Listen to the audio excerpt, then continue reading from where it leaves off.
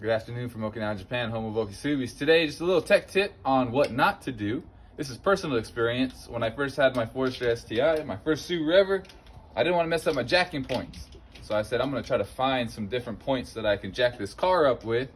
So I actually jacked it up from this point right here. So in the back, you have a diff, and then there's a big T-brace, if you will, that kind of goes across the side. This holds that mount. It's actually like this. And I jacked it up from this point. And then I finished what I had to do and I started driving, and then on deceleration, it would make this clacking noise all of a sudden. And it was driving me crazy, but I had an idea. It had to have been something that I touched, right? Long story short, this piece right here is where I jacked it up on, and look at, you can see, this is supposed to be straight.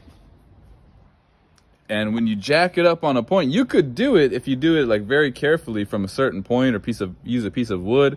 But you can see this portion right here is jacked up. Literally. But yeah, so you gotta bang it straight. This car right here on deceleration was like a coming from like the driver's side door. It was a really funky sound. So duty calls, guys. Don't jack it up from here. Have a nice day.